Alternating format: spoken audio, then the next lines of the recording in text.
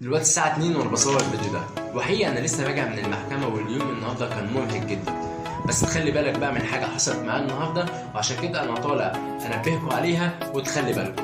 كنت في محكمة شمال القاهرة. محكمة شمال القاهرة موجودة في محافظة القاهرة عند محطة مترو العباسية. محكمة شمال القاهرة دي احنا بنقول عليها محكمة العباسية، واحنا علشان نستلم صيغة تنفيذية، فقضية كانت خلصت، والمفروض ان انا بستلم صيغة تنفيذية عشان ابتدي امشي في اجراءات التنفيذ بقى وناخد الحكم والدنيا تمشي يعني. وفي فيديو النهارده هنتكلم على 3 نقط. ايه هي الحاجة اللي حصلت في المحكمة؟ يعني ايه الصيغة التنفيذية؟ هي الصيغة التنفيذية لو ضاعت هيحصل ايه؟ اللي حصل وانا بستلم الصيغة التنفيذية حصلت حاجة، مش حاجة يعني حاجة صعبة جدا. ايه هي بقى؟ ان الموظف نسي يديني ختم الصيغة التنفيذية وسلمني كده الحكم وخلاص، وقال لي خلاص بقى انت كده يعني خلصت.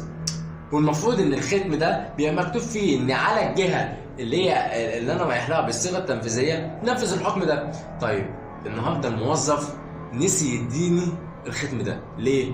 لان البيه كان بيتكلم مع زميله اللي جنبه وقعد يختم بختم النسر عادي جدا، ونسي يديني ختم الصيغه التنفيذيه.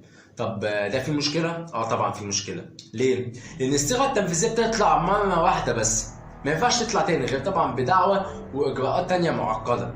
لكن النهارده لما يجي يتقال ان انت اخدت صيغه تنفيذيه وتيجي تبص على الحكم اللي معايا تلاقي ان هو معلهوش صيغه تنفيذيه، معنى كده ان انت اخدتها. طب ايه اللي يثبت بقى ان الموظف ده كان بيتكلم وقتها وما ادكش الصيغه التنفيذيه؟ فنخلي بالنا، علشان كده بنقول دايما في اي اجراء يكون معاك محامي، لان المحامي بيبقى عارف الاجراءات بتمشي ازاي. يعني انت النهارده احنا في القضيه دي استلمنا حكم واخدنا بيه يعني اخدنا الحكم خلاص في صالحنا وكل حاجه، بس نيجي ننفذ عشان غلطه زي كده محدش كان واخد باله منها، يبقى انت كده ولا كانك خدت بقى حكم ولا عملت اي حاجه، وبقى اثبت بقى ان الصيغه التنفيذيه دي ضاعت منك. نخلي بالنا ونخلي بالنا ان الاجراءات القانونيه بالذات نكون حريصين جدا يكون حد متخصص يساعدنا فيها.